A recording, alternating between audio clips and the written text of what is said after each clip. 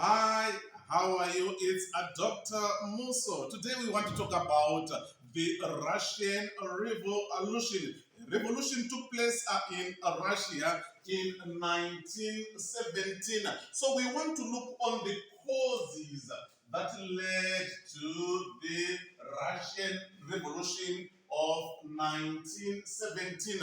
We see that two revolutions took place in Russia. There was a revolution which took place in February. There was also a revolution that took place in October. So we want to look on the causes that led to the February revolution of 1917 and the causes that also led to the October revolution in that same year, 1917. So what were these causes? Number one, the return of Lenin from the exile. The return of Lenin inspired, motivated the Russians, and it explains why the revolution had to occur. Then we also talk about the effects of the World War One. The World War One started in 1914. So when it started in 1914, Russia was involved in the World War One. She fought on the side of the Allied powers. But however, Russia suffered heavily from the World War One. She was defeated by Germany, forced by Germany to sign the Treaty of the Brest-Litovsk.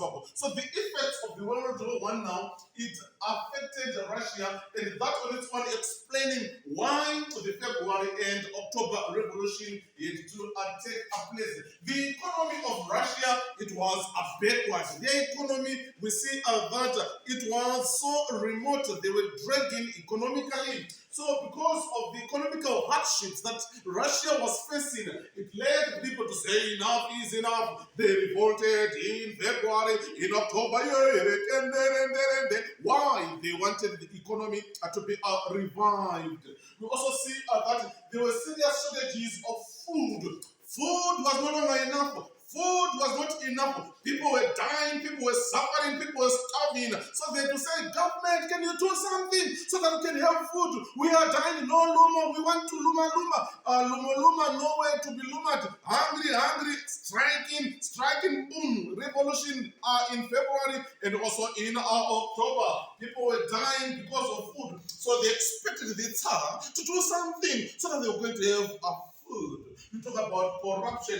The government that was there, the government of the Tsar, it was corrupt, it was inefficient. So by being corrupt now, people lost confidence in the government. Why? It is because it did not satisfy their needs in the country. Taxations were also high. People were made to pay so many taxes. Paying so many taxes now, it brought burdens, it overburdened the people now, explaining why they to say enough is enough, and they to rebel in October and also in February. Inefficiency of the government was inefficient. Inefficient in the sense that elections, we see that they were not done. The franchise, it was narrow. Very few people participated in elections. Things in the government were not okay. Why? The system of justice was unfair to the ordinary people. Newspapers were censored. That frustrated the people, leading to the revolution of 1917 in February and in October. Hyperinflation. There was inflation in the country. The money that was used, it was useless, it was valueless. That on its own, it led to the price of goods to skyrocket. Price of goods, they were so high. Being so high now led people not to be in a position of purchasing basic commodities. Not buying basic commodities now led people to say enough is enough. In February and in October, they had to rebel. You also talk about strikes. Strikes were the order of the day. People were rebelling. People were striking over what was taking place in the country. Price of bread, they were increasing time and again. People were starving. People were facing severe hardships. So they resorted in striking. So we see them rebelling in February and also in October. Low productivity. We see that there was low productivity being brought by the issue of agriculture. We see that farmers were not supported with inputs and implements. So that on its own leading to low productivity. and the despotic rule of the Tsar. He was a despot, he was a dictator, he was an authoritarian. He ruled with powers of veto. He had total powers. He could not allow people to criticize him.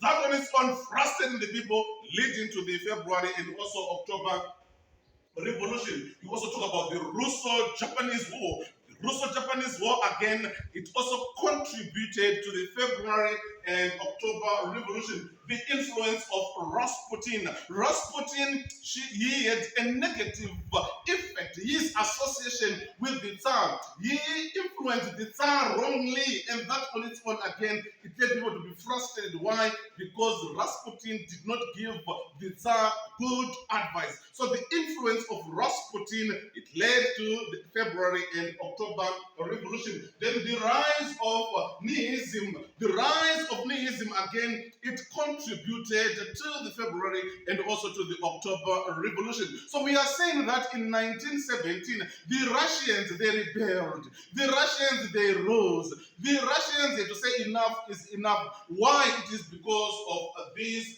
causes. So we see them rebelling in February, and later on, we see them rebelling in October. So these are the causes that led to the revolution in Russia in 1917. Thank you so much. It's Dr. Muso.